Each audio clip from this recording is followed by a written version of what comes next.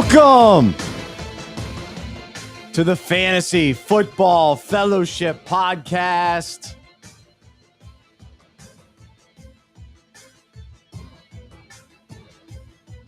I'm Bryce Johnson, fired up to be here today. Couple technical difficulties, and we are rocking and rolling. We're here to unpack fantasy, faith, and life. Trip Smith is back. Thankfully, his family is healthy. Tough week last week, but he is good to go, and we are here as your fantasy coaches, here to encourage you and help you win while you play fantasy football with purpose. As we provide fantasy advice, we won't always be right, but we hope we'll be convincing. We are coming to you live from the Unpacking It Ministry studio in downtown Mount Holly, just outside of Charlotte, North Carolina. And we've got a great show in store. We are going to do, I think, our first in-season Would You Rather segment. So we'll take a look at a couple different scenarios, a couple players, who do we pick moving forward. And then we'll do some bandwagon riding. I think some interesting players. Are we jumping on? Are we jumping off? We always love tackling the waiver wire. And this week, we've got a strong who is that? There is a wide receiver in Dallas. We are still asking that question. Who is that? So we will talk about that. Major injuries, plenty of shenanigans to get to. And how about I'm repping my Panthers today. How about the RB1 of the week, Rico Dowdle? Will that happen again? We will ask Trip that in just a moment. But I do want to begin this show on just some disappointing news that we received last week. And here at Fantasy Football Fellowship, we are thrilled with the leagues that are participating in Fantasy Football Fellowship and the camaraderie that is being experienced, the fellowship that's being experienced around the country, and the fruit we're hearing about, the excitement we're hearing. It's fantastic. One of those churches has been meeting and having a great time through the first few weeks of the season. And sadly, a Sunday ago, one of the leaders they have two leagues there. This is the First Baptist Church just outside of Canton, Ohio, about 5 miles from the Pro Football Hall of Fame. 61-year-old guy named John passed away. Very sad, very sudden, and he was sitting there watching football with his family, and so it passed away. And from what we heard, thankfully David, the pastor at the church, reached out to let us know about this news, and so we just encourage our Fantasy Football Fellowship community to pray for this family, to pray for the church. Trip and I are actually going to be reaching out after the show in our own unique way, but at least wanted to mention this to everybody as well. And so, so lift up John's family and the church, First Baptist Church, just outside of Canton, in a town called Massillon. I don't know exactly how to pronounce it, but so anyway, I hate to start the show on a negative note, but this is why these leagues are so important, because when tragedy hits, you got to have people in your corner, in your huddle. And so this league, couple leagues up there, they're, reeling from this, and they're looking around going, uh-oh, how did this happen? And so, our hope and prayer is that they continue to meet and they continue to rally around one another and seek God and turn to God and find comfort and peace during this time where, man, they lost their leader, John. And so that's really, really hard, really sad. But John knew the Lord and was serving the Lord in amazing ways at the church and left a great impact. And so wanted that to be somewhat of an encouragement, but also the reality of life, the reality of the trials and the pain that we go through. But let's do it together. The need for fantasy leagues, the need for fellowship. And so I know John wants those guys to keep going, right? And to be able to be there for each other. So we are here for each other as well. This is a larger community of fantasy football managers that participate in Fantasy Football Fellowship. And so we love being the coaches, being here on the microphone, but we're all in this together, trying to win in fantasy, of course, but trying to continue on this journey of following Jesus and growing in our faith. And so we will do that today. Today we're talking, our breakout topic is decision-making. All about decision-making. How is your decision-making? How has your decision-making been so far in fantasy football? How is it in life? As you look at sort of the course of your life, how have the decisions led you to this point, and what decisions do you need to make moving forward? What decisions are you facing today? We'll get into that in just a little bit. And of course, we'll talk fantasy along the way. But let's check in on Trip. Trip, how are you? Good to have you back in studio. It's good to be back. Yeah, I missed you last week, Bryce. Me and my family. Fortunately, I dodged this, but my family, we went on what you might call a gastrointestinal journey that was not for the faint of heart last week. So I had to make the difficult decision not to be here to support my wife and little boys who were struggling. But I missed you. I love doing this with you every week. I had a fun and unusual week in fantasy football that I'm excited to talk about. But man, we had some high scoring players. And I texted you, on Sunday. It's like when this happens to me about once a season, where you're in one of these leagues where the average score for a winner on a weekly basis is 130 points, something like that. And then you have one of those weeks where you just go off for like 200 points. And it makes fantasy fun. Even when your team is not that great, it makes it feel like fantasy is worth playing. I had never had the experience before of being on the giving end of one of those 200 point kind of smackdowns and the receiving end in another league where one of the guys in our Unpacking It, our fantasy football fellowship league, that we do here, went off for like 210 points. Wow. It was Chris. I was playing Chris this week. He absolutely walloped me. And so I was thankful I had another team where I did the walloping. But it was a fun weekend of fantasy football. Lots of high scoring players this weekend. Kind of cancels out. And a lot of surprising high scoring players, right. Yeah. And a lot of tight ends. This was sort of the week of the tight ends, which was interesting. So with that said, here we go. Fantasy Shenanigans. Fantasy Shenanigans. All right, so let's talk about some of the surprises, some of the interesting things that happened, the wild things that happened this past weekend, and what are the ramifications moving forward. And so the top running back this week, who would have thought, would be Rico Dowdle for the Panthers. They win the game, and now the question becomes, what does this mean for Chuba Hubbard? How much, if he is available in your league, do you spend all your remaining FOB to get him? What are your expectations for him moving forward, and how surprised were you with his performance? Well, surprised, but I think I've always been a Rico Dowdle believer. I thought even a couple years ago when it was suggested that he was going to get a shot at that starting role in Dallas, and it seemed like even the Cowboys didn't really believe in him or want him to have that role. I thought this is a guy that's worth having on a fantasy roster, and he had some great games for us last season. He was like a running back that you could slot in during bye weeks.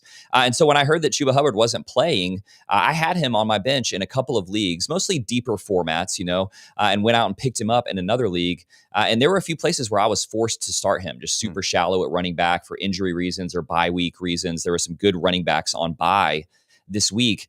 I think, unfortunately, what it means long-term for Chuba Hubbard and Rico Dowdle is that those guys are just going to continue to share volume. When they're both healthy, when they're both active, this was already happening before Hubbard got hurt. Yep. Dowdle was getting more and more touches during the game. And I think you could see like a real two-headed monster where either one of them being a sort of a viable fantasy start for you is going to depend on who gets the touchdown that week. So good news it's a good problem for the Panthers to have, because on a team that's sort of lacking for offensive excitement and dynamism, I think they have two running backs that are pretty solid. But Dowdle's a guy that when Hubbard is out, I'm happy to start him as like a running back 3 type player. The question for me is, how many times do the Panthers get to play the Dolphins the rest of the season? Are they on the schedule a few more times? I mean, the Dolphins defense is terrible. It's also, the Panthers play well at home.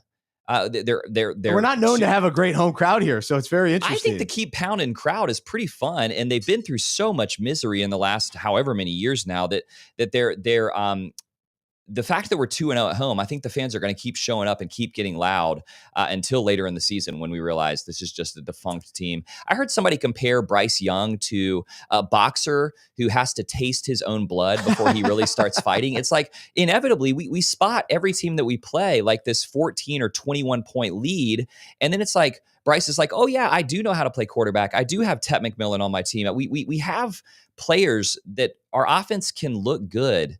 And Dowdle was the guy this week. So yeah, it was exciting to start him in a couple of leagues that I was in, but I just don't know what you can take from it going forward. No, I think the Dolphins are going really to be bad. A split. Yeah. I think it's going to be a split, and I think it ends up hurting Chuba a little bit more. And so they'll both probably be more so in the flex spot moving forward. But as injuries continue to hit the running back position, there will be weeks, especially with bye weeks, that you do need these guys to be RB2s for you. And so I think Dowdle and Chuba, when healthy, can potentially be that for you, depending on the matchup. All right, some other shenanigans. Speaking of the running back position in Arizona, I mean, this has been the wildest team this year. And the scene on Sunday, I mean, I had it on. I followed along fairly closely at the end of that game where the Titans came back to win it. But going into this game, so going into the season, I was in on Trey Benson. I was waiting for the James Conner injury. James Conner goes down early. Not that we celebrate injuries, but we celebrate when our players get an opportunity to play. So Benson comes in. Then Benson goes down. And then going into this game, it was like, well, there might be a chance for Michael Carter to be the guy. And it's like, wait, Michael Carter's still in the league? What, the fourth string running back is just going to come in and be the guy? And sure enough, he had 73 yards, a touchdown, 5 receptions. And so I just avoided the Cardinals at this point. And then Amari DeMarcado also had a pretty nice game and would have scored a touchdown, but he dropped the ball at the goal line. And so it cost him and Fantasy Manager 6 points. So that was absolutely shenanigans of the day. And I read an article before the show on Sports Illustrated about a psychologist who's an expert in brain farts. And let that set in. That's his job. And that situation for DeMarcado, he had a brain fart. How about that? So we're yelling at him for how could you do this? But there is some psychology in there. So anyway, go read the article. It's interesting. Maybe it'll help you as a fantasy manager, but it'll give you a little more grace for DeMarcado. But the shenanigans moving forward for Arizona, I'm not real encouraged by them. I don't really want them in my lineup. I want to avoid the Cardinals. The fact they lost that game is crazy. Which then on the flip side, the Titans and also a couple other teams, this was a week of comebacks. Teams were coming, the Panthers too. Teams were coming back late in games. And what happens late in games? Fantasy garbage time. Fantasy, like you're throwing the ball, you're getting big plays. And so a number of teams, the Titans and, I mean, gosh, even Jacksonville scoring late Monday night. The Bengals, absolutely. T. Higgins got in there late. So Jamar Chase ended up finishing with a good day, even though early on it was not great. The Broncos came back against the Eagles. So anyway, of all those players at the end, did any of them help you or any that we have to be cautious because it was more garbage time scoring versus sustainable scoring? Obviously, the way the Titans won that game is ridiculous. One of the wildest endings to a football game ever. That said, and Tyler Lockett's still in the league. Yeah, that said, Cam Ward is one of these, he's one of these first pick quarterbacks who's in an incredibly difficult situation where not a lot has happened this season thus far to boost his confidence. And I really do think the mental space for a quarterback, the confidence thing, especially for these young quarterbacks. I mean, we see this with guys like Baker Mayfield, with guys like Sam Darnold, where they're just in terrible situations where their confidence as a quarterback is absolutely shot. So I guess the one thing that I would hope is that just maybe the fourth quarter that Cam Ward had where he looked a little bit more serviceable and dynamic could be the start of a confidence building process for him. Now, I'm not pushing all of my chips in on that possibility because I still think there's a lot to be worried about there. But I do think they said going into this game, we want to get Calvin Ridley the ball more. They said after this game, we want to continue to get Calvin Ridley the ball more. And he was questionable going in. A lot of people benched him, even dropped him. Right. I started him, was on thankfully. most people's benches. Yeah. And unless you had a real need because of a bye week, I think he was on most people's benches. I'm wondering, could this be the time to get out on Calvin Ridley? I mean, if I could trade him for 75 cents on the dollar, or what I drafted him, I think that I would do that. This was not a legitimate win for the Titans. It was a terrible loss for the Cardinals. And so, yeah. And speaking, when we're talking about Jamar Chase and T. Higgins, I mean, the big news that we just got kind of right before this episode or earlier this morning was that the Bengals traded for Joe Flacco. They acquired Joe Flacco. So they've Browning has done everything that he needed to do to lose their confidence. He has looked really, really bad. It probably is good news, Jamar Chase and T. Higgins, that Joe Flacco looks like he'll be the starting quarterback there soon. It's not great news. So don't mistake the good news for great news. I do think that Flacco at this point is an upgrade for what Browning has been for these last few weeks. But Jamar Chase coming off of this big 30-point performance, Did you hear the amazing stat that Jamar Chase was the leading tackler for the Bengals until the fourth quarter of the game? Yikes. He had 3 tackles in this game. After interceptions. Right, yeah. So that tells you everything that you need to know about their situation. And I don't think Flacco is going to turn things around in a major way. I wish they would have gone after somebody like Jameis Winston, I don't know, Trey Lance, Anthony Richardson, somebody that makes you excited. Joe Flacco is just not an exciting acquisition. You're still on the Anthony Richardson. You're still holding out hope. Don't get me wrong. That's your guy. That's your guy. No, don't get me wrong. I think that Anthony Richardson, I was wrong about him coming into the season. I think that we have seen now what the Colts could be with a good quarterback. Wow. But you've got to do something to drum up some excitement in your fan base. And maybe Anthony Richardson just slings it down the field for 80 yards for T. Higgins or Jamar Chase once a game. And there's at least a play that your fans can be excited about, But Flacco can do that. That's true. But he didn't look very good in Cleveland. So that's the problem. This really year, bad. This year was not terrible great in Cleveland, but maybe that was more a symptom of the players around him. And maybe he'll do something with Chase and Higgins. I think that if I could take Chase coming off of this 30 performance and trade Jamar Chase for a player like Drake London, who is now past his bye week. I'm not sure. I haven't gone through the rankings to see exactly how low that I would go, but I think Jamar Chase is a lower end wide receiver 1 instead of a high end wide receiver 1 for the rest of the season. And so if I could go get somebody, if I'm sitting there with a good record and there's a great wide receiver who's on bye this week and their owner is scrambling, I might trade Jamar Chase for one of those kind of top 8 guys, one of those top 6 guys. Absolutely, I would do that. Flacco may bring some just solid presence. Browning, it was like panic. I mean, it was oh no, we're unraveling. We're turning over the ball all the time. So I think this will be better for those guys. Maybe I'm wrong there. Yeah, man. Yeah, I would love to see. I wouldn't give Chase away by any means, but don't give him away. No. Absolutely not. But if you can get a top 5 wide receiver for him based on that name value, I think that I would go do that. All right. So a couple other things from this weekend, just total shenanigans. How about Derrick Henry? He has a horrible day. The Ravens are terrible. And then he scores late. And of course I played against them. So that was frustrating. And then we're still wondering about the Denver backfield. We keep waiting for J.K. Dobbins to move aside for R.J. Harvey, but it was J.K. Dobbins, 15 fantasy points. I saw this on a side note. I saw this video of J.K. Dobbins doing an interview with ESPN Deportes, and he speaks Spanish. Interesting. J.K. Dobbins. Huh. It was wild. I was blown away. Very impressive. I don't know why he speaks Spanish, but I guess did. we don't know what the J.K. stands for. I don't know. Like Julio Castavez or something. I don't know what the reasoning was, but he's there's more there for Dobbins than we realize, and that's what we're seeing fantasy wise as well. He's a renaissance man. Yeah, and then of course this week I traded Dak Prescott, and he had a monster day, so huge day for him. Other shenanigans, CJ Stroud, monster day. So the question maybe later, bandwagon riding, are you jumping on the Stroud bandwagon against the sorry Ravens? He had 4 touchdowns, and then going into this game with Tampa Bay, there was thought, Bucky Irving's out.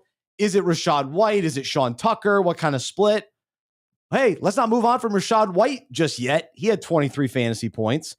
And then in San Francisco, most of us just wrote them off last Thursday. Let's not forget about this. And then all of a sudden, Mac Jones comes in, plays well. They get the win. And here's a lesson that I'll throw out there to listeners to consider today. Throughout your years, when you have an injured player, how has it worked for you to go get their backup versus going to get somebody else, especially at the quarterback position or the tight end position? Normally, I would say just go get somebody else. I made a mistake in one of my leagues that I lost George Kittle. I picked up Tonjes, whatever his name is, Jake Tonjes. I still don't know his name. What are we going? Tonjes, Tongis, Tangis. that I gave up on him after one game. And sure enough, if I would have just kept him, I would have been in much better shape than me playing the tight end carousel the last 4 weeks. Yeah. 3 weeks. So anyway, that was an interesting because Tom just got into the end zone for the 49ers. The real strategy there is how many weeks of like 3-point games are you willing to keep that guy in your starting lineup so that you have him in the starting lineup when he has the 11-point game, right? I know. And you just don't have the guts to do that most of the time. And so it is usually better just who do I think is the best overall player versus the handcuff to my, I will say for running back, and we've mentioned a couple of these guys here, they're just guys that aren't doing anything right now, and you just have to have them on your bench, So like RJ Harvey, I think based on we know about J.K. Dobbins' injury history, Dobbins is clearly the lead back there, but RJ Harvey has to be on somebody's bench in your league. If he's on waivers, I think if you can find any way to stash him, you have to do that. I would wager that in most people's normal scoring fantasy leagues, if you go look at the team in your league that's in first or second place, the one player that I bet is on more first place teams than maybe any other is Jonathan Taylor. Yes. For where he was being drafted and what he has done. And it's just like, put him down for 2 touchdowns minimum every game. He's scoring a ton at the goal line. And I think if you own Jonathan Taylor, you absolutely have to have DJ Giddens on your bench. I'm trying to get Giddens everywhere because they're comparable size-wise. Giddens is not one of these kind of scat backs that was brought in to be a complement to Taylor. He is a true handcuff, a true replacement. And if Taylor goes down, chances are if you have Taylor on your team, you're near the top of your league rankings. You need to be able to weather the storm, and Giddens is a guy that you can immediately slot into that position. So for me, it's totally position dependent. You can't do it with tight end or receiver really, but you can do it with running back.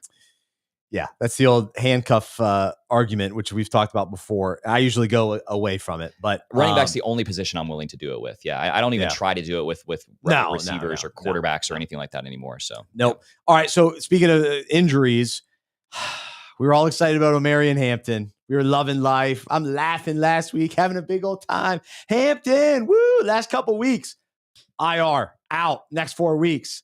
Now what? We'll talk about waiver wires in a little bit. And if you listened to this podcast last year, you know exactly who we're going to get on the waiver wire in LA with the Chargers. Also, other injuries to discuss a little bit. Of course, I started Darius Slayton this week out. He went down during that game too, which was frustrating. So the Giants, that was an ugly game against the Saints. Not great. Not the momentum that we were hoping with Jackson Dart and Slayton get more opportunity, Wan'Dale Robinson get more opportunity. The guy that stole the show was Theo Johnson.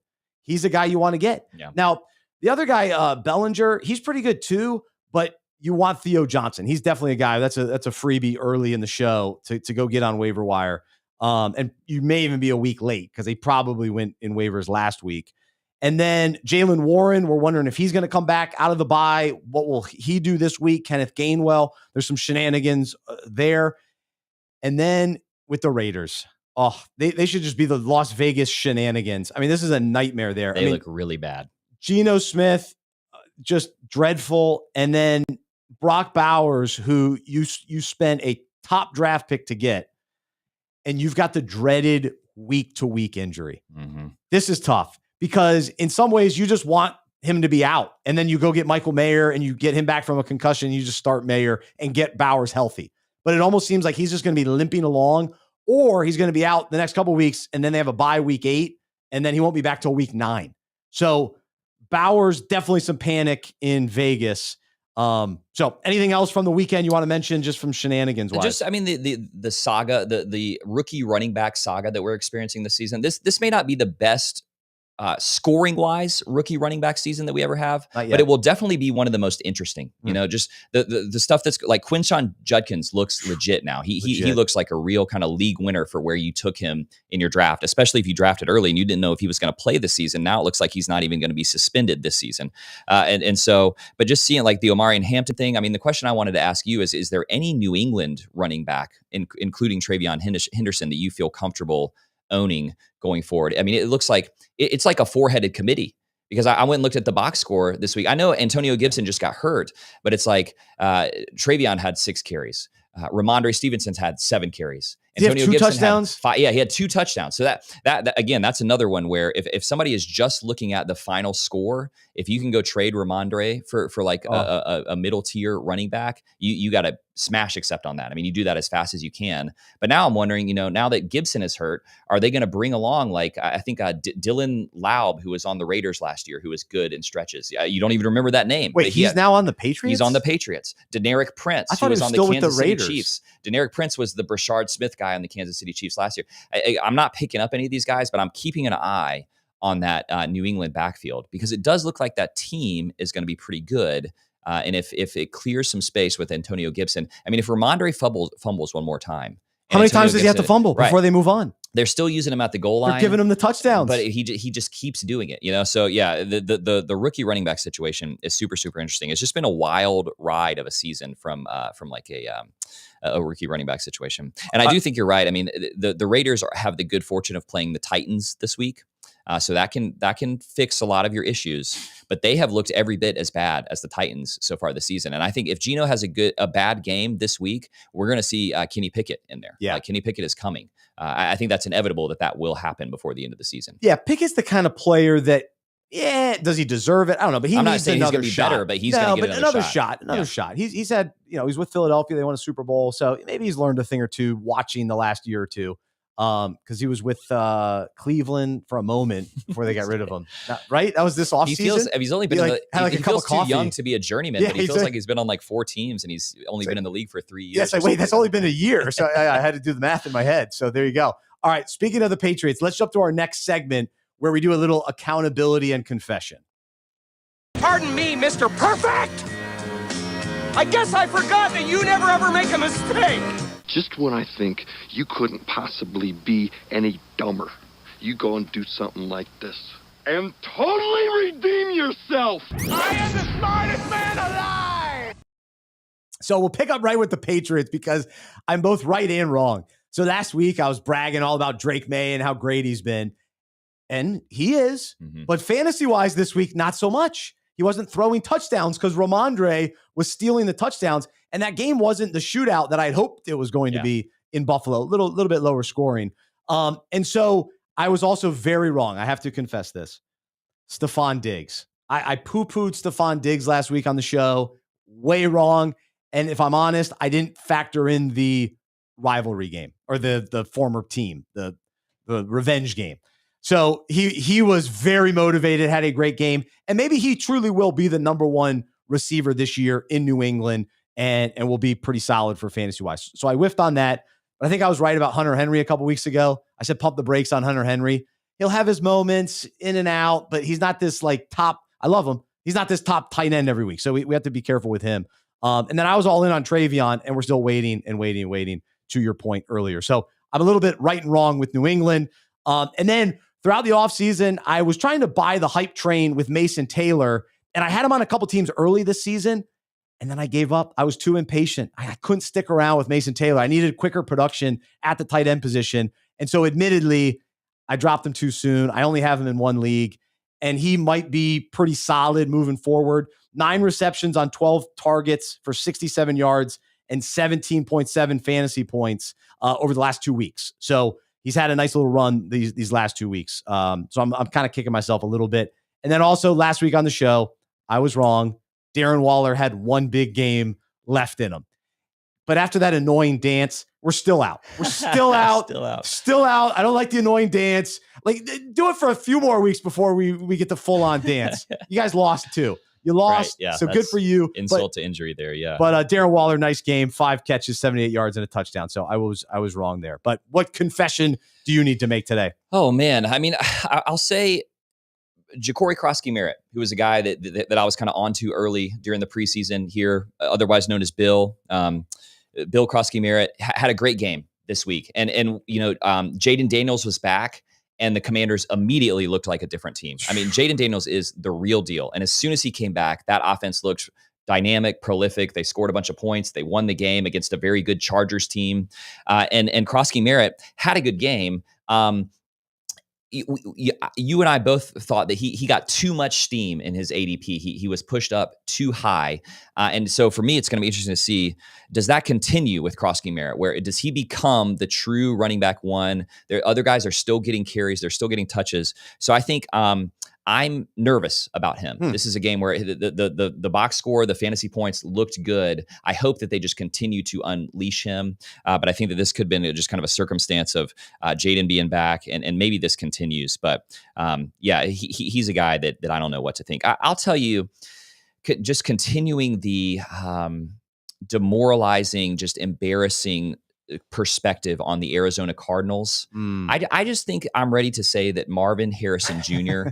is just like an above average wide receiver in the NFL, you know? And so he'll be a low end wide receiver too for fantasy football. But I really wanted him to be like that wide receiver one alpha. And big step. He doesn't seem like he has that sort of intensity about him.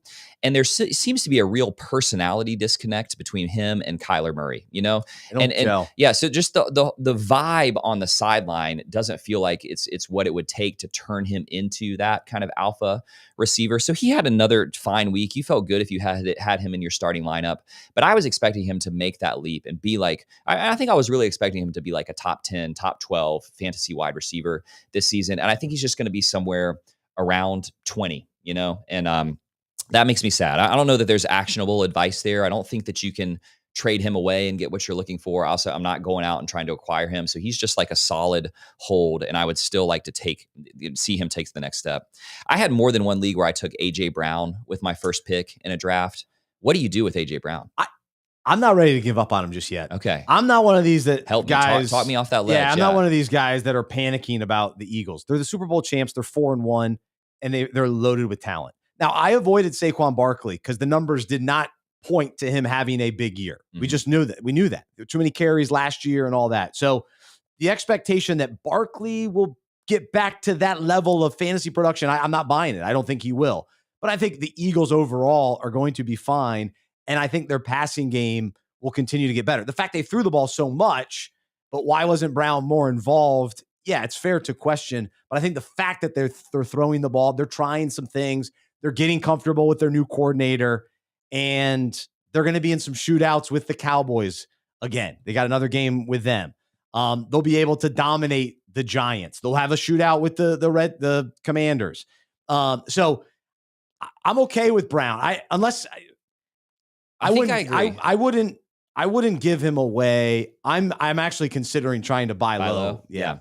I think that I agree. And there's something like there's the whole like squeaky wheel theory with wide receivers. Oh, yeah. You know, but here's the thing about a squeaky wheel.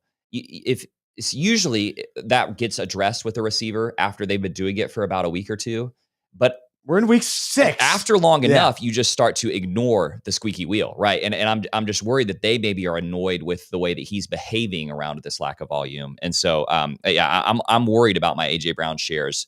I do think you're right. It's still a buy low target, but there's a way that could backfire on you in a major way. Yeah, no, it's definitely concerning. You want, because you took him late first round, early second round, most likely. So you need a little more production out of him.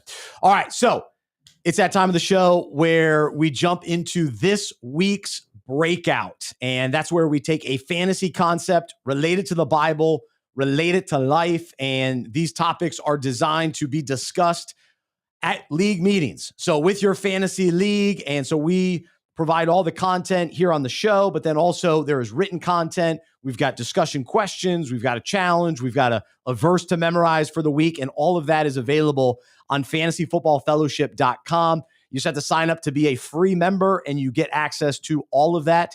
And so this week's breakout topic is all about decision-making. And the reality is fantasy football is all about decision-making. Because if you ask the question, how do you have a successful fantasy season? Like, what is our role in having a successful fantasy season? Make good decisions. That is our role. Now, a few weeks ago, we talked about it's all about scoring fantasy points. Yes, that's what the players have to do for us. But for us, it's making those right decisions.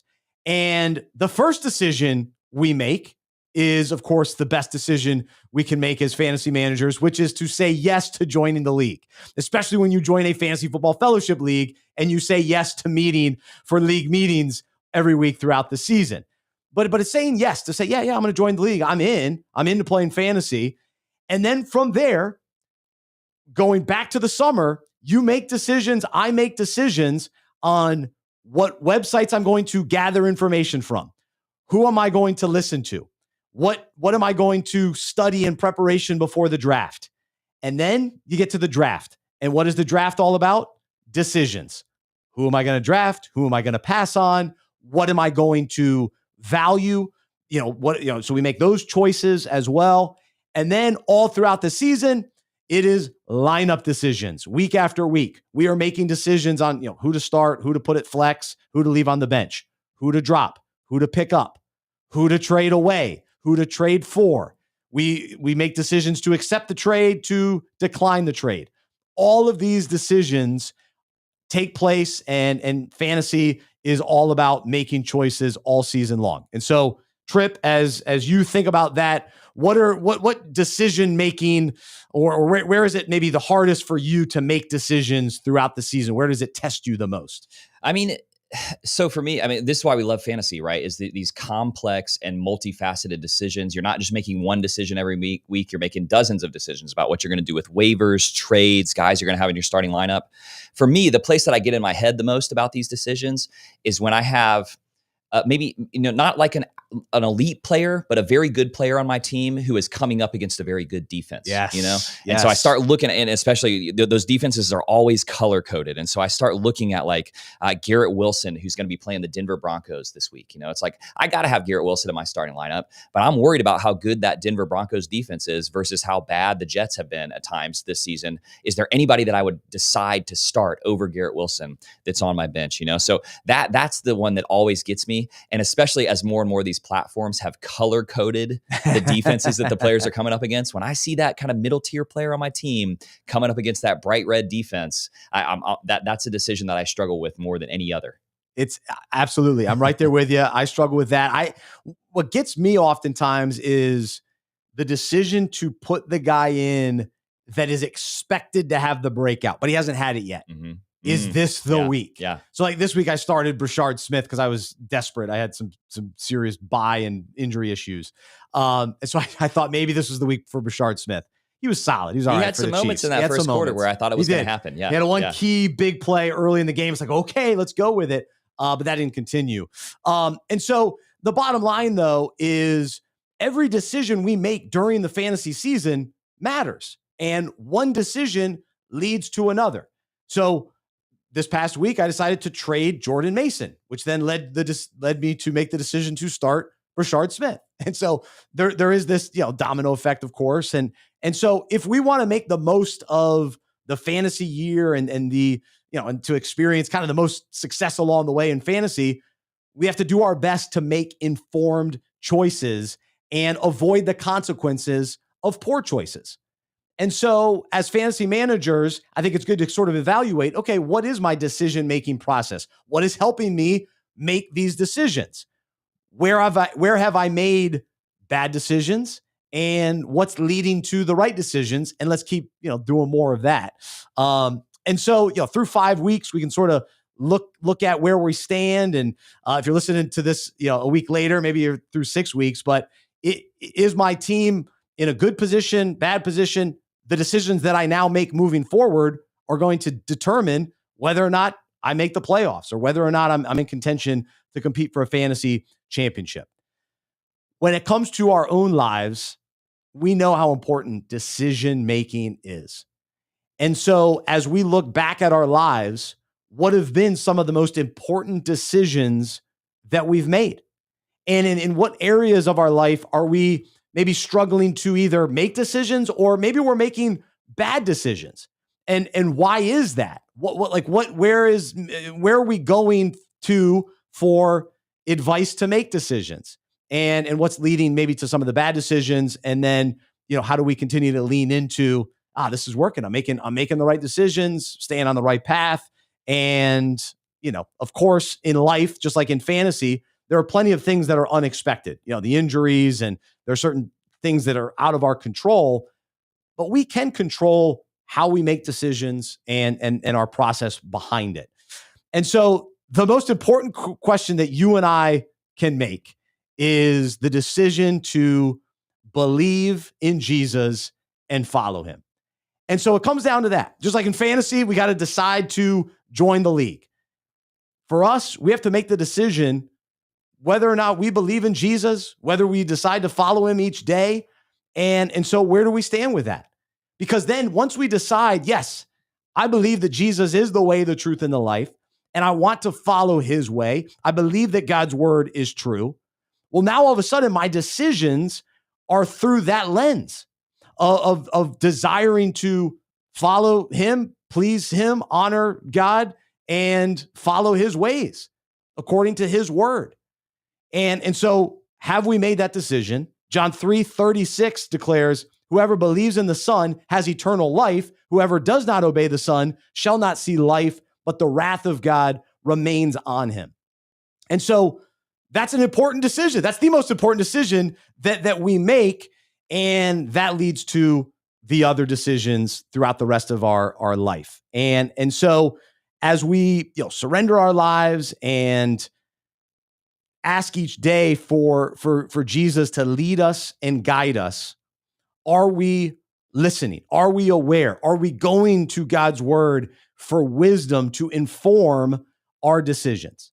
And so Trip, let me have you jump in here because I'll keep going. But as you think about just sort of the decision-making process, what are some things that come to mind for you? I mean, this is an important topic to consider because there's some spiritual or like some theological nuance here, So what the Bible seems to teach, I think this is true, is that when we make that first decision, that sort of one-time decision to put our faith in Jesus as our Savior, the forgiveness of our sins, the giver of all righteousness to us, the one who makes us right with God and raises us from death to life, that is an immediate and permanent and irrevocable decision. We're forever united to him, and nothing can snatch us out of his hand. That's a promise that he makes of us, that those who really belong to him, no one can snatch them out of his hand. And that's great news. That's why there's so much emphasis on praying the prayer, the altar call. Have you put your faith in Jesus? And that really is the most important decision that a person can make. Have I looked to Christ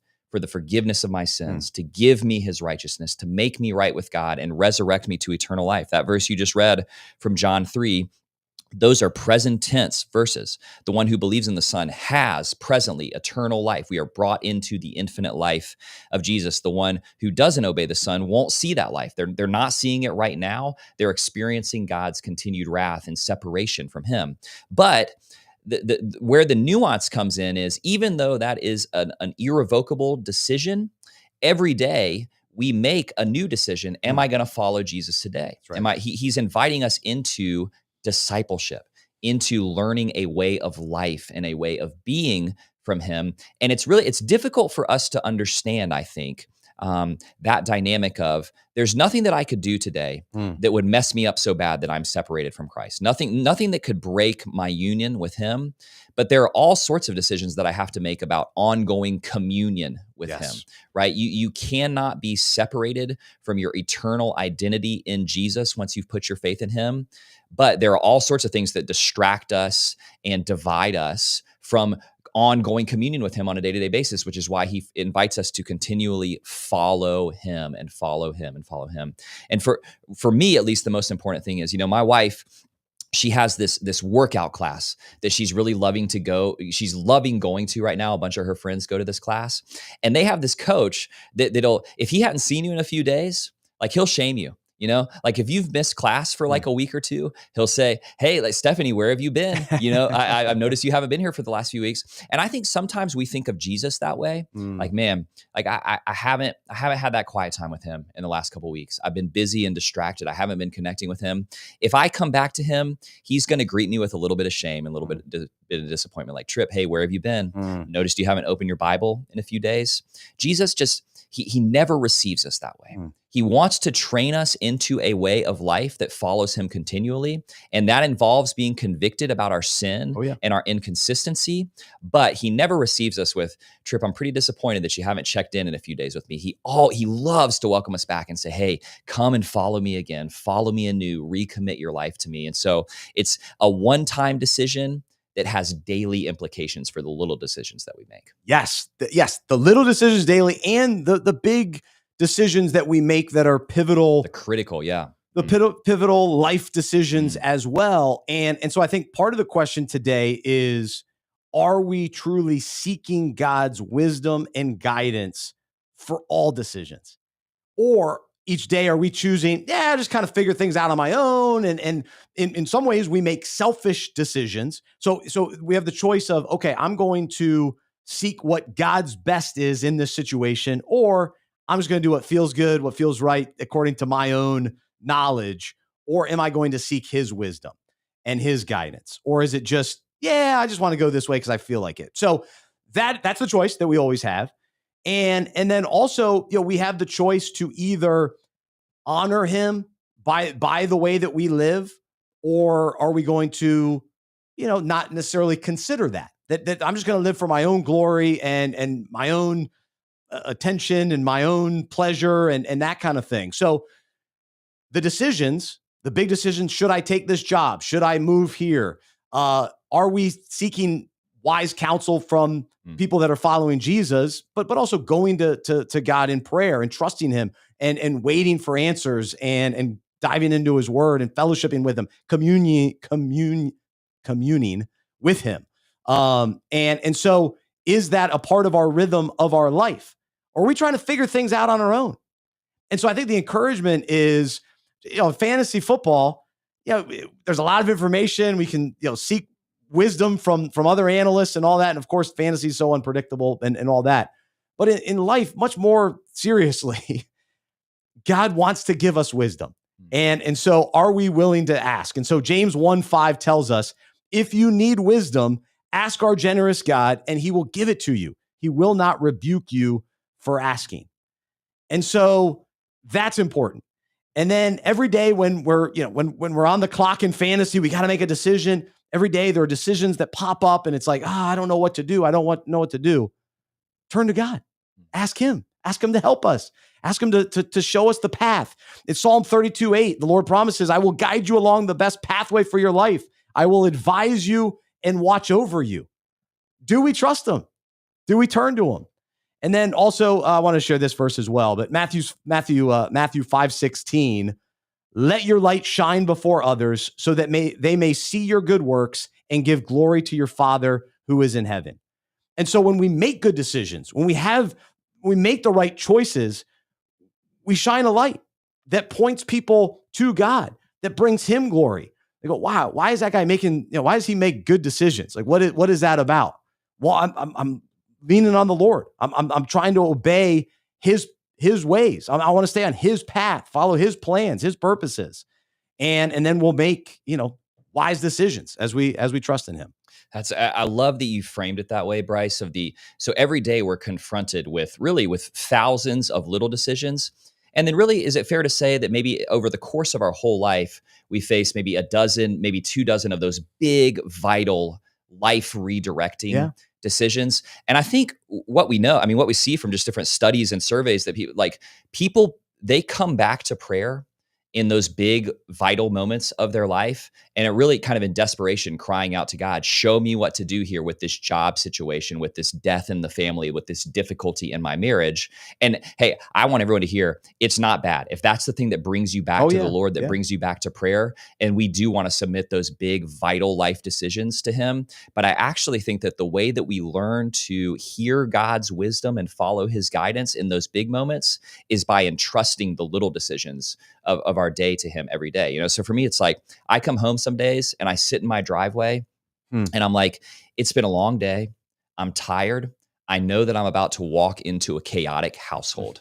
And there's not anything big or life altering that's probably going to happen tonight between the hours of 4:30 and 7:30.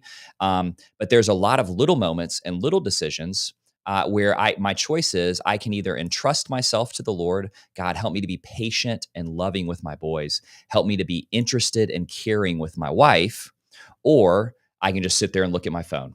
I can set my eyes on a screen. And I really need to, in that little decision, I need to ask the Lord for his help and cast myself on him in dependence. And I really think it's true that when we learn how to do that with the little moments in our marriage, that when those big critical moments come along, we're ready to entrust those big arguments, those big moments of conflict, those big moments of hurt and division to the Lord. And so it really is kind of if the big decision is what brings you back to God, that's great news. But if you can entrust those little decisions to him every day, you're training and being dependent on him at the most important moments of your life. Amen. And just a reminder too, that all the decisions then lead to other decisions. And so right, there's always that. Yeah. The combination of decisions. And it's amazing throughout the fantasy season how, a decision to drop a player affects you. The player, the decision not to go get that guy on waivers is a decision. The decision not to move.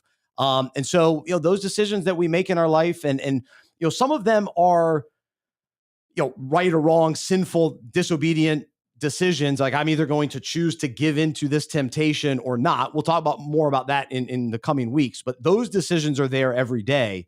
But there's also just the decisions that then lead to other decisions. And, just for instance, the daily decision that I have to run down to my basement to watch sports or talk to my wife first. Right? Yeah. And that's the choice. Do I want to just run and get away and not have to deal with whatever, issues maybe we have that day or conversations that need to be had? Or do I want to prioritize my wife? And so that's a choice. It's a choice that I have to, all the time go watch games and not spend time with my family, but I make the choice. Like Saturdays, I'm not able to watch as much college football as maybe as I did when I was single. I make the choice to spend time with my family on Saturdays. We go to pumpkin patches in the fall. Can't we do pumpkin patches in another time of year? But anyway, so those are the choices. So we have serious choices, but they all affect it. And so those choices that I make to invest in my family affect the relationship that I'll have with my daughters when they're 15. I'm making the choice now when they're 6 and 4 because I know that it matters later. The decision to pick up a player in week 4 is going to affect what's going to happen in week 11 as we compete. And so that translates to your job situations, your, marriage situations, other relationships, all those kinds of things. And so I hope that you'll take this topic and really have a great discussion within your league meetings and, whatever maybe decisions you're facing right now that you need prayer for, tell your league about those things and pray through those things, get some wise counsel and turn to the Lord and ask him to lead and guide you in those decisions so that he will make it clear his best path for you in the specific things.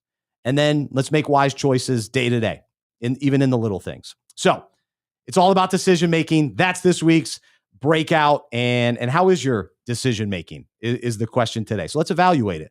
Let's consider it today. So there you go. That's this week's breakout. And we've got a few minutes left here today. And I hope that that's encouraging to all of you. And it is to me just to consider some of those choices that we make every day.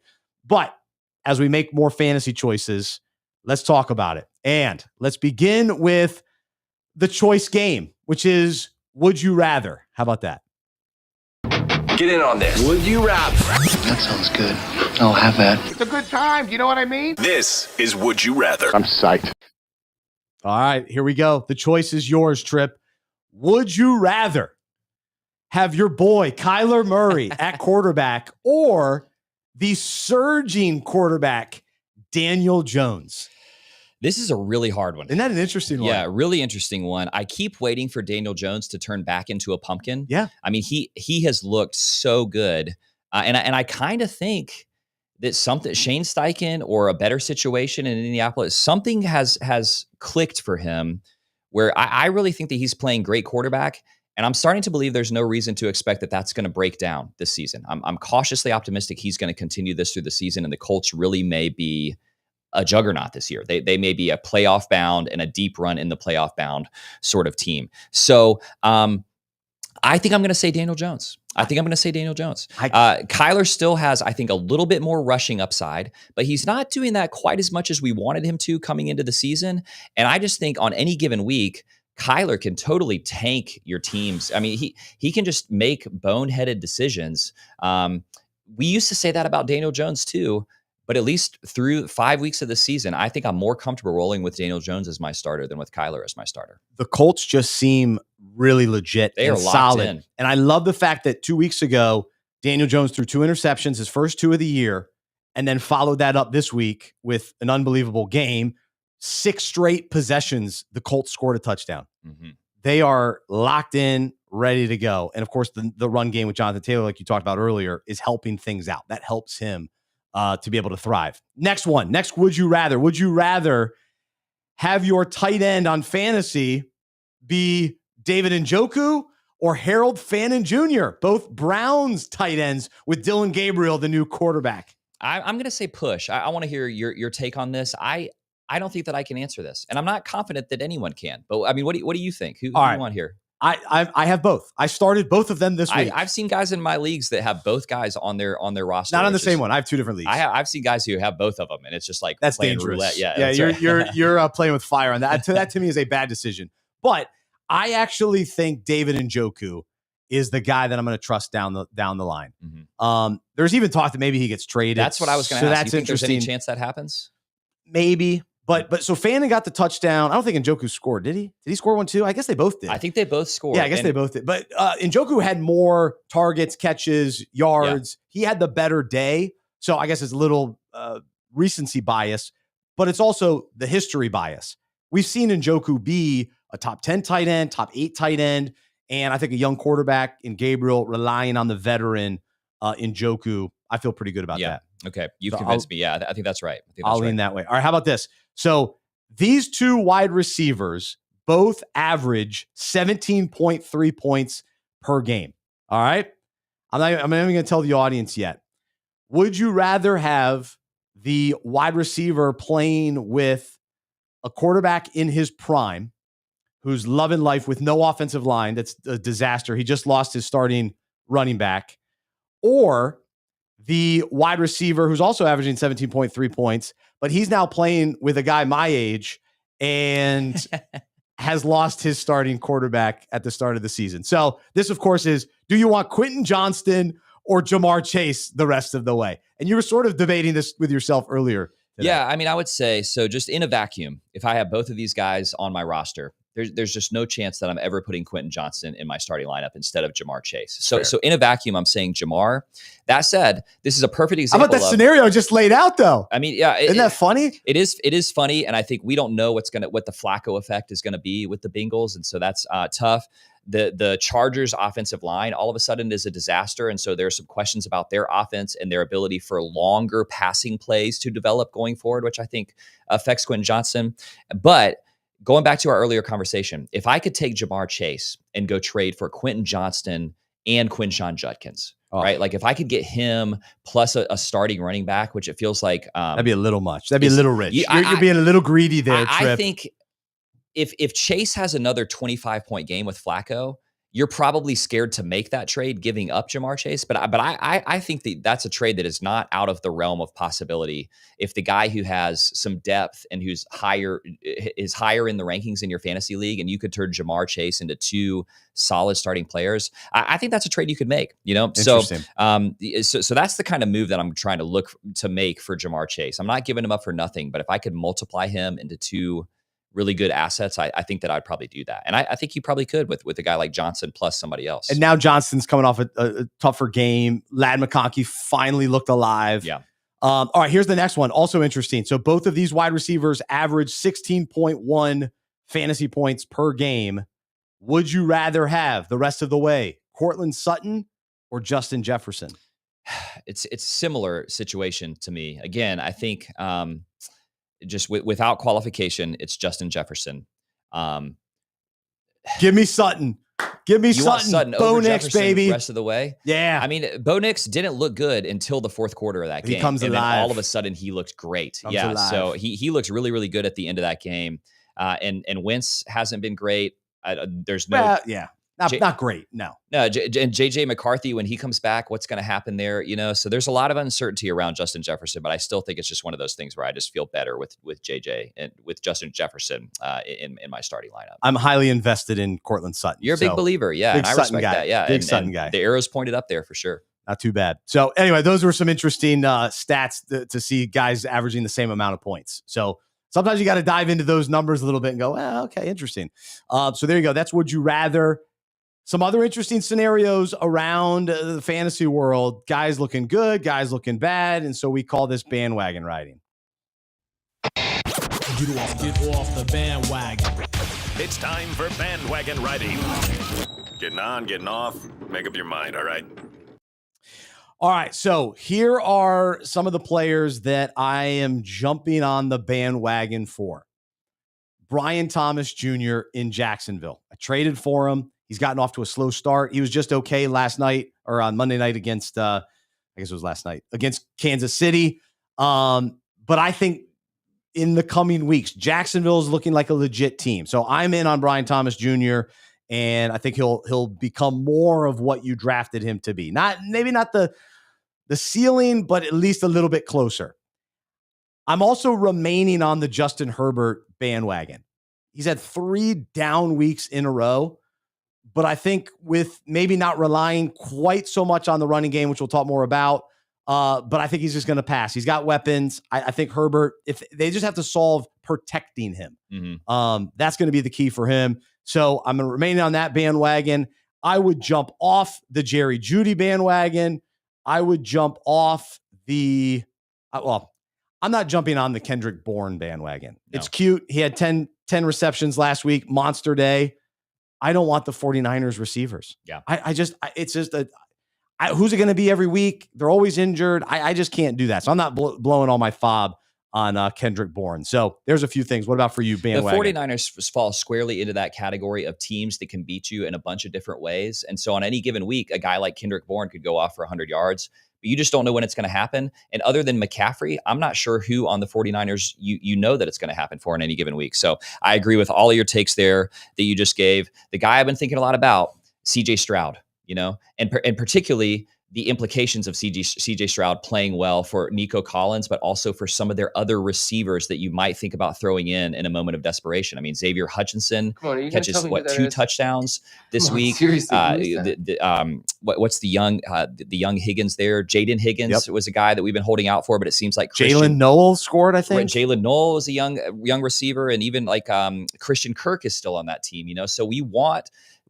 to see Stroud continue to improve, and he's put together 2 pretty good weeks, but he's done that against the Tennessee Titans and the Baltimore Ravens, who all of a sudden look like one of the worst defenses in the NFL, which that's hard for me to wrap. They've been terrible. They've been terrible. And they're, in their secondary, they are absolutely devastated with injuries and just guys that they've lost, guys who are underperforming. So what do you think about Stroud? I think that I'm probably not getting on the Stroud bandwagon. I think that what we saw in the first 3 games of the season is more indicative of what I think that he will be than what he's been the last 2 games. I was off the bandwagon. I remember we talked about it on the Unpacking It podcast. I was concerned, like, oh, this is not good. Kind of last year, some question marks. And then they started off the season so poorly. But I think with Woody Marks, even though he didn't do a lot this week, the running game, Chubb was solid. So both of those guys, whether it's one or the other, talk about some shenanigans with those two. I think the running game getting better. They've got an offensive line issue too, as far as keeping him safe. I like the division where you're going to have to score points to keep up with the Colts in Jacksonville. Right. So you play those teams, at least once or twice the rest of the way. So I would say I'm jumping on the Stroud bandwagon. Interesting. Okay. Yeah. Well, that makes me feel good. And the points thing, that's an interesting take. So there you go. I'll just tell you, I just want to kind of toot my own horn here for a minute. I said coming into the season, pay attention to AJ Barner.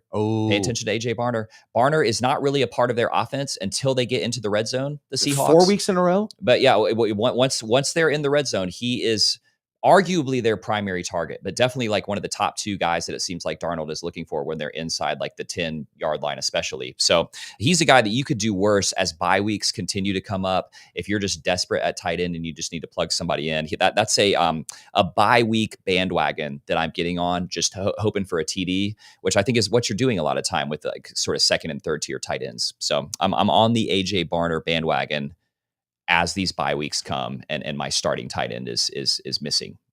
All right, there you go. So there's a little bandwagon riding. We will wrap up the show. We'll talk some waiver wire, and we will ask the question. Come on, seriously, who is that? Come on, are you going to tell me who that is? We like to play a little game. Who is that? We look across the league, and there are always these random people that show up on the fantasy radar every week, and we have to figure out, are they for real? What are they all about? And sometimes it's just fun to look at some of these random names too, that we just weren't counting on. So let's go to Dallas first. And this guy scored he had 6 receptions on 9 targets, 114 receiving yards, 18.4 fantasy points, and basically career highs in every category. His name, Ryan Flournoy. Come on, seriously, who is that? Come on, are you going to tell me who that is? I mean, can we just pause here and say Dak Prescott is playing out of his mind. And so Dak is making these guys look legit. And with CeeDee Lamb out, you could do worse than the Cowboys' second receiver, even if it's a guy you've never heard of before. I had never heard of him, not even close. So I knew about Jalen Tolbert, and Turpin was out. So good for Flournoy. I probably won't pick him up on waivers, but good for him to have 0 points next week. A big day. Yeah. All right. So how about this guy? His name is Albert Okiwogabom Jr. 5 receptions, 36 yards, and he was the tight end for the Las Vegas Raiders. Come on, seriously, who is that? Come on, are you going to tell me who that is? No, it wasn't Brock Bowers. No, it wasn't Michael Mayer. I don't know where Ian Thomas was. I think he's on that team too. No, it was Albert Hakawagabuma Jr. I was just excited to hear you try to pronounce that. Gosh, I'm sorry. I wish I knew. I'm glad it was you and not me. Yeah. I'm not even going to try it. All right. So some other guys that popped up this week, either scoring touchdowns, getting into the action. How about Gunnar Helm? Come on, seriously, who is that? In the Panthers game, Mitchell Evans once again gets in the end zone. Are you going to tell me who that is? You mentioned Xavier Hutchinson. I've already played it. Come on, seriously, who is that? Yeah, he's been around Houston a little bit, but he got involved very much so. I think he had 2 touchdowns, didn't he? And then even in Cincinnati, you had our boy. He's made an appearance on this list often. Andre Yeshivas. Come on, seriously, who is that? And then how about even the Cardinals? We talked about Michael Carter and Amari DiMarcado. What about Bam Knight making an appearance? Come on, seriously, who is that? My favorite fact about Bam Knight is that he changed his name. His name was Zondervan Knight. That's what it was, and he legally changed it to Bam. I'm pretty sure he went with Bam. He's an NC State running back, so I knew about him when he was in college.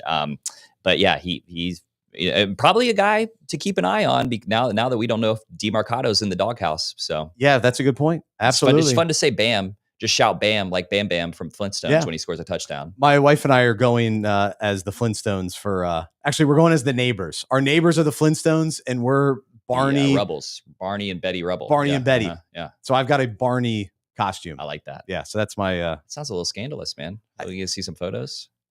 Those will probably be private. Those are I don't know about those. I don't know that fantasy world needs to see that. All right, let's so those are some random players. I'm not sure I'm picking up any of those guys.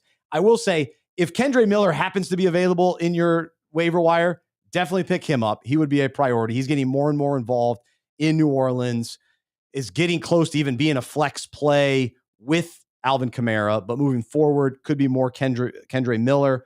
Also, don't overlook Tyjae Spears. If you've got him, don't drop him. I would hang on to him a little bit longer, let him get healthy. And if a team, another team in your league gets impatient and drops him, go get him. And then let's wrap up with this. Our boy is back. Kamani Vidal. Come on, seriously, who is that? So last year I hyped him up before the season, and then he finally got his opportunity with the Chargers and he scored a touchdown. I went nuts. I lost my voice. I was so excited about Kamani Vidal, and then he disappeared. he was, I don't know, Jim Harbaugh did not want to play him, and he came back. They brought him back, though. So last year was his rookie season. Now, Omarion Hampton is out. Everybody's going to be talking about picking up Haskins. I say get Kamani Vidal. He came into the game in the fourth quarter. He was stopped at the goal line, but had at least one or two nice runs. And I've bought into his ability ever since he was at Troy, and I watched him play against my App State Mountaineers. And so I will stay on the bandwagon, and I will go pick up Kamani Vidal this week. What about you? I mean, yeah, I'm not sure that I have much to add to that list. There's not a lot on the waiver wire that excites me this week. I do think, you need to make a bid on one of those Chargers backup running backs. I sort of wonder if, with how decimated their offensive line is, if it's just going to matter that Haskins weighs 230 pounds and Vidal weighs 205 pounds, you know, so maybe just the big body they just need somebody to bruise it up the middle for three yards. And then I'll just say, we just mentioned him, but I just think, the Cardinals backfield is a mess. And so maybe if you have a really good record, you go try to trade for Trey Benson. But if not, Zondervan Knight, I just think Bam Knight needs to be on like somebody's bench. You know, again, it's just a bench pickup. He looks like he's going to be the goal line back. If we see this week that DeMarcado truly is in the doghouse, which I think is a real possibility, especially, you know, Michael Carter sprains his ankle or something, and all of a sudden you've got a guy that you can start for the next 3 or 4 weeks. So that's the kind of stuff that we're dealing with this week on the waiver wire. There's not a lot that's super exciting there. Unless Mason Taylor, Theo Johnson, AJ Barner, all those guys are worth some picking tight ends up that are worth thinking about. Yeah. If Luther Burden or Kyle Managai were on waivers based on the Bears being on a bye week, you definitely want those guys as well. I've got Michael Penix on a roster. He might have been dropped during a bye week. Not a horrible backup quarterback that you may need down the line. So there you go. That's this week's show. Trip, great to have you back. Enjoyed talking decision making today. I hope that was encouraging to those of you that heard the breakout. And man, week 6, here we go. Here we go. So enjoy. For Trip, I'm Bryce. I'm a fantasy manager who follows Jesus. I believe in the good news that he died on the cross for my sin. He was resurrected, and through faith, I've been saved by his grace. I hope that is true for you as well, and I hope you'll join me as we live life as fantasy managers who follow Jesus together. Have a great rest of your day, and we'll talk to you next time right here on the Fantasy Football Fellowship Podcast.